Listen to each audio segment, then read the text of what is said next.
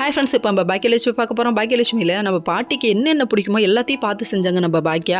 வேறு லெவலில் இருந்து அவங்க ஃப்ரெண்டை பார்த்தோன்னே அந்த மனசில் உள்ள பாரம்லாம் குறைஞ்சிட்டு அவங்க வேறு லெவலில் ஹாப்பியாக இருந்தாங்க. அவங்களோட சின்ன வயசு மெமரிஸ் எல்லாத்தையுமே சொல்ல ஆரம்பிச்சிட்டாங்க. அது மட்டும் இல்லைங்க, சொல்லிக்கிட்டே இருக்க கேப்பில் அவங்க குழந்த மாதிரி இருக்கிறத பார்த்து ஃபீல் பண்ணுறாங்க. நல்லா ஹாப்பியாக பார்த்துக்குறாங்க. நம்ம கூட இருக்கவங்க என்ன பிடிக்கும், கஷ்டத்தில் இருந்தாங்கன்னா என்ன பிடிக்கும் பிடிக்காதுன்னு பார்த்து செஞ்சிங்கனாவே லைஃப் செம்ம ஸ்மூத்தாக போகுங்க. அதை முதல்ல ஃபாலோ பண்ண கற்றுக்கோங்க. ஏன்னா எப்போ யாருக்கு என்ன ஆகும்னு யாருக்குமே தெரியாதுல்ல. அதனால் இவங்க பார்த்து கவனிக்கிறதுல வேறு லெவலில் இருந்து இன்னொரு பக்கம் நம்ம கோபி வந்துட்டு என்னடா அது இவ்வளோ டார்ச்சல் அனுபவிக்கிறமே மாமியாராலன்னு சொல்லிட்டு இவரு ஒரு பக்கம் முட்டாத குரல்ல செவுத்துல முட்டுக்கண்ணா முட்டு அப்படிங்கிற மாதிரி தான் இருந்து இதெல்லாம் ஒரு பக்கம் இருக்கா. சரின்னு சொல்லிட்டு ரெஸ்டாரண்ட் போனால் அங்கே அதுக்கு மேலே இருக்கேன்னு சொல்லிட்டு மறுபடியும் வீட்டுக்கு வராங்க. இன்னொரு பக்கம் நம்ம ராதிகா தெரியாமல் நம்ம கோபியை கல்யாணம் பண்ணிட்டோமா, என்ன மன்னிச்சுக்கோங்கம்மான்னு சொல்லிட்டு அழுகுறாங்க. என்னதாயா நடக்குதுங்க, ஒன்றும் புரியலையே, பிடிக்கலாம் பிரிஞ்சிருங்க அப்படிங்கிற மாதிரி இருக்குது. பரவாயில்ல விடுங்க, ஏன்னா ராதிகாவை ஏமாற்றி.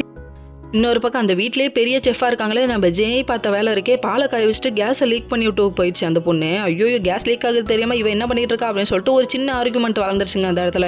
அதுக்கப்புறம் இந்த விஷயத்தை கூட உங்களால் உருப்படியாக பார்த்துக்க முடியல, நீங்கள் ஏதோ வீட்டுக்கு பார்த்து போகிறீங்களா அப்படின்னு சொல்லிட்டு நம்ம அமிர்தா சொல்லிட்டாங்க. சொன்ன வார்த்தை ஹர்ட் ஆயிடுச்சு உங்களுக்கு.